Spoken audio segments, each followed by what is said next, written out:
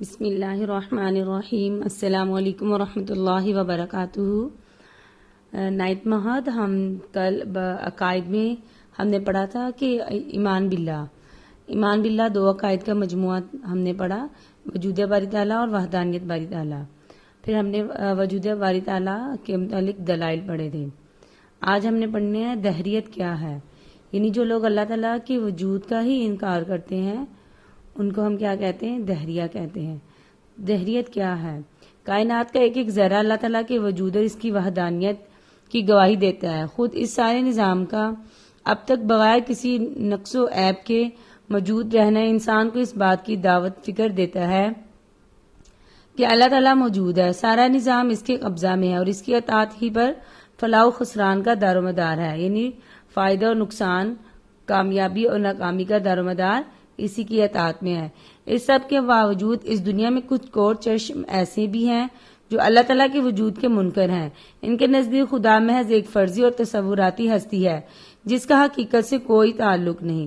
ان کا دعویٰ ہے کہ اس کائنات کے وجود اور تخلیق میں کسی ذات کی کاوشیں کار فرما نہیں ہیں، یعنی کوئی ذات ان کو بنانے والی نہیں ہے، بلکہ یہ کائنات ایک دھماکہ بگ بینگ کے جس کو وہ کہتے ہیں ایک دھماکے کے بعد وجود میں آئی اور اس دھماکے سے ہر چیز اپنی اپنی جگہ پر موجود ہو گئی، اپنی اپنی جگہ پر پہنچ کر اپنے کام میں مصروف عمل ہو گئی۔ خدا کے وجود کے انکار اور کائنات کے خود بخود وجود میں آ جانے کے عقیدے کو دہریت اور الحاد کہا جاتا ہے، ایتھیزم کہا جاتا ہے، اور اس عقیدے کے حامل افراد یعنی دہری اور ملحد کو ایتھیسٹ کہتے ہیں۔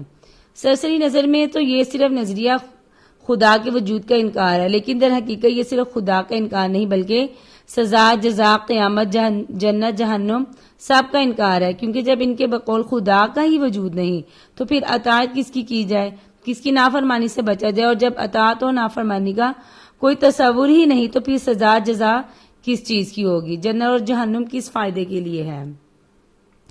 اور چونکہ کائنات خود بخود بنی ہے، کسی کے بنانے سے وجود میں نہیں آئی، تو کسی کو اس کے ختم کرنے پر بھی قدرت نہیں، تو قیامت کا تصور بھی فرضی ہے، حقیقت سے اس کا بھی کوئی تعلق نہیں۔ دہریت اور الحاد نہ صرف یہ کہ انسانی فطرت کے خلاف ہے بلکہ حقیقت اور مشاہدے کے بھی یکسر خلاف ہے۔ اگر تھوڑی دیر کے لیے یہ تصور کر لیا جائے کہ کائنات بغیر کسی بنانے والے کے ایک دھماکے سے وجود میں آ گئی، تو پھر ایک چھوٹے سے مکان کی تعمیر کے لیے جو کائنات کے ایک چھوٹے سے گوشے میں سما سکتا ہے، معماروں کی ایک کثیر تعداد کی ضرورت کیوں پڑتی ہے؟ انجینئروں اور ان کے بنائے ہوئے نقشوں کی ضرورت کیوں محسوس ہوتی ہے؟ یہ مکانات، یہ عمارتیں، یہ شاہراہیں بغیر کسی بنانے والے کے ایک دھماکے سے ہی وجود میں کیوں نہیں آ گئیں؟ ادنا تأمل کے بعد بھی، یعنی ادنا غور و فکر کے بعد بھی یہ بات کہی جا سکتی ہے کہ دہریت کا یہ تصور در حقیقت نفس پرستی کی راہ ہموار کرنے کے لیے گھڑا گیا ہے تاکہ بغیر کسی روک ٹوک کے انسان آزادانہ اپنی زندگی گزار سکے۔ وحدانیت باری تعالیٰ، دوسرا جو ہم نے عقیدہ پڑھا تھا وہ تھا وحدانیت باری تعالیٰ، وجود باری تعالیٰ، اللہ کے وجود کو ماننا، وحدانیت باری تعالیٰ، اللہ تعالیٰ کے ایک ہونے کو ماننا۔ الایمان بان اللہ واحد لا شریک لہ فی ذاتہ ولا فی صفاتہ ولا فی افعالہ۔ ترجمہ اس بات کا یقین کامل رکھنا کہ اللہ تعالیٰ ایک ہے اور اس کی ذات، اس کی صفات اور اس کے کاموں میں اس کا کوئی شریک نہیں ہے، یعنی وہی اس کائنات کا خالق اور اس کا نظم و نسق چلانے والا ہے۔ وحدانیت باری تعالیٰ کا مطلب یہ ہے کہ اس بات کا پختہ یقین کیا جائے کہ جیسے کائنات کے بنانے اور اس کے نظام کو چلانے میں اللہ کی ذات تنہا ہے، کوئی اس کا شریک نہیں، ایسے ہی عبادت کے لائق بھی تنہا اسی کی ذات ہے، وہ ساری خوبیوں سے مزین ایسا یکتا ہے جس کا کوئی ہمسر نہیں۔ سورہ اخلاص میں اللہ تعالیٰ نے اپنی وحدانیت کا اظہار اس انداز میں کیا: اے نبی آپ فرما دیجئے کہ وہ اللہ ایک ہے، یعنی اس کی ذات میں کوئی اس کا شریک نہیں ہے۔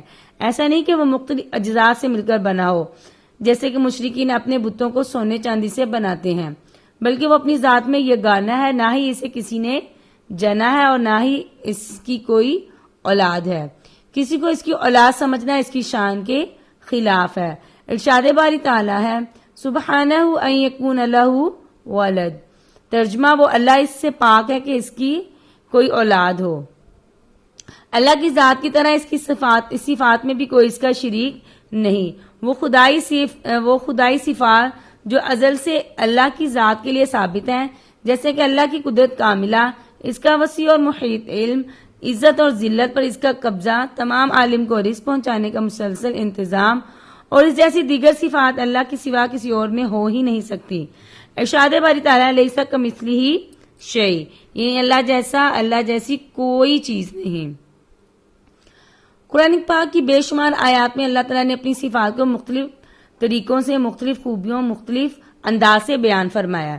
ارشاد باری تعالیٰ ہے هو اللہ الذی لا الہ الا هو عالم الغیب والشہادہ هو الرحمن الرحیم، آخر تک، وهو العزیز الحکیم تک. سورہ حشر کی یہ آیات ہیں 22، 23، 24. اس کا ترجمہ ہے وہی اللہ ہے جس کے سوا کوئی معبود نہیں، پوشیدہ اور ظاہر کا جاننے والا، وہ بڑا مہربان نہایت رحم والا ہے، جس کے سوا کوئی عبادت کے لائق نہیں. بادشاہ حقیقی، پاک ذات، ہر عیب سے سلامتی امن دینے والا، نگہبان، غالب، زبردست بڑھائی والا. اللہ ان لوگوں کے شریک مقرر کرنے سے پاک ہے.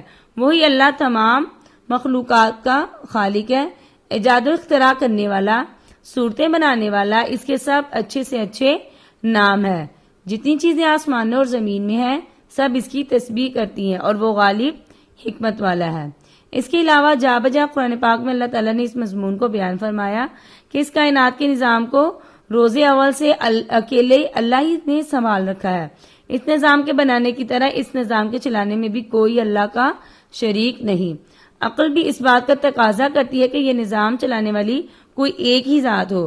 اگر اس کائنات کے دو خدا ہوتے تو کب سے یہ نظام دھرم بھرم ہو جاتا. ایک خدا کہتا کہ بارش ہو، دوسرا کہتا ہے کہ نہیں دھوپ ہو، ایک کہتا رات ہو، ایک کہتا دن ہو. اس کائنات کے دو خدا ہوتے تو ضروری نہیں کہ دونوں کی چاہت ایک جیسی ہوتی. ایک کو دن کا اجالا پسند ہو تو دوسرے کو رات کا اندھیرا. ایک بارش کا حکم کرتا تو دوسرا بارش روکنے کا. غرض دونوں کی خواہشات اور حکام ایک دوسرے کے متضاد ہوتے، اور جس کا فیصلہ مغلوب ہو جاتا وہ خدا ہی نہیں ہو سکتا. اور اگر دونوں مصالحت سے کام چلاتے تو دونوں ہی خدا نہیں ہو سکتے، کیونکہ خدا کی ذات وہی ہو سکتی ہے جو اپنی ذات میں کامل ہو، ہر عیب سے پاک ہو، بیکار عاجز نہ ہو، کسی کی مدد اور مشورے کا محتاج نہ ہو. ارشاد باری تعالیٰ ہے لو کان فیہما آلہۃ الا اللہ لفسدتا. ترجمہ اگر زمین و آسمان میں اللہ تعالیٰ کے سوا کوئی اور معبود ہوتا تو زمین و آسمان کب کے دھرم برم ہو جاتے. خلاصہ یہ کہ توحید اس بات کے یقین کامل کا نام ہے کہ اللہ تعالیٰ ایک ہے، اس کی ذات، اس کی صفات اور اس کے کاموں میں اس کا کوئی شریک نہیں. آگے ہم نے پڑھنا ہے شرک. شرک ایمان کی ضد ہے. ایمان اس بات کی تصدیق کا نام ہے کہ اللہ ایک ہے، اس کی ذات، اس کی صفات اور اس کے کاموں میں اس کا کوئی شریک نہیں. اور شرک اللہ کی ذات میں، اس کی صفات میں اور اس کے ساتھ مخصوص افعال میں، مخصوص کاموں میں کسی کو اللہ کا شریک سمجھنے کا نام ہے. گویا ہم شرک کو 3 قسموں میں تقسیم کر سکتے ہیں. شرک کی 3 قسمیں: شرک فی ذات، شرک فی صفات، شرک فی الافعال. شرک فی ذات یعنی یہ عقیدہ رکھنا کہ اللہ کی ذات اکیلی نہیں ہے، جیسا کہ عیسائی تثلیث یعنی 3 خداؤں کے قائل ہیں. ان کے ہاں خدا کی ذات اکیلی نہیں بلکہ مریم، عیسیٰ اور اللہ تینوں خدا ہیں. نعوذ باللہ. یہ اللہ کی ذات میں کیا کرنا ہے؟ شرک کرنا ہے. شرک فی صفات یعنی ان صفات میں جو اللہ تعالیٰ کی ذات کے ساتھ خاص ہیں کسی کو شریک کرنا، جیسے یہ عقیدہ رکھنا کہ اللہ کے سوا کوئی اور ہستی بھی بارش برسا سکتی ہے، اولاد دے سکتی ہے، نفع نقصان پہنچا سکتی ہے، عزت اور ذلت دے سکتی ہے. اللہ کے سوا کوئی اور ذات بھی عالم الغیب ہو سکتی ہے وغیرہ. یعنی اللہ کی جتنی بھی صفات ہیں جو اللہ کے ذات کے ساتھ خاص ہیں، ان میں کسی اور کو شریک کرنا، کسی اور کے لیے اس جیسی صفات کے بارے میں خیال رکھنا کہ دوسرے میں بھی ایسی صفات پائی جاتی ہیں، وہ کیا ہے؟ شرک فی صفات. نمبر 3 ہے شرک فی الافعال. یہ عقیدہ رکھنا کہ وہ خاص عبادتیں جو صرف اللہ ہی کے لیے کی جاتی ہیں، جیسے سجدہ، قربانی، نذرانہ وغیرہ، وہ اللہ کے سوا کسی اور کے لیے بھی کی جا سکتی ہیں، جیسے قبروں کو سجدہ کرنا، چڑھاوے چڑھانا، تصویر کو پوجنا، اس کی تعظیم کرنا، یا اللہ کے سوا کسی اور کے نام کی منت ماننا، مصیبت کے وقت اللہ کے سوا کسی اور کو مشکل کشا سمجھ کر پکارنا، یہ سب کیا ہے؟ شرک فی الافعال، اللہ کے کاموں میں کسی دوسرے کو شریک کر لینا، یہ شرک فی الافعال ہے۔ شرک قرآن کی دعوت کی کھلی مخالفت ہے، اور یہ ایک ایسا کبیر یعنی برا فعل ہے جس کی معافی اس ذات کے ہاں بھی نہیں ہے جو تواب ہے، غفور الرحیم ہے۔ اللہ تعالیٰ کا ارشاد ہے ان اللہ لا یغفر ان یشرک بہ ویغفر ما دون ذلک لمن یشاء ومن یشرک باللہ فقد ضل ضلالا بعیدا۔ ترجمہ، اللہ اس گناہ کو نہیں بخشے گا کہ کسی کو اس کا شریک بنایا جائے، اور اس کے سوا اور گناہ جس کو وہ چاہے بخش دے گا، اور جس نے اللہ کے ساتھ کسی کو شریک بنایا وہ راستے سے دور جا پڑا۔ تو اس لیے اللہ تعالیٰ شرک کو معاف نہیں کریں گے، باقی ہر گناہ اللہ تعالیٰ اپنی رحمت کے واسطے، رحمت کے توفیل اللہ تعالیٰ معاف فرما دیں گے، لیکن شرک کو اللہ معاف نہیں فرمائیں گے۔ اس لیے ان ساری چیزوں سے، ان باتوں سے بچنا چاہیے۔ طالبات، آپ نے دہریت اور وحدانیت باری تعالیٰ اور باقی شرک کی اقسام تمام سبق اچھی طرح یاد کرنا ہے۔ السلام علیکم۔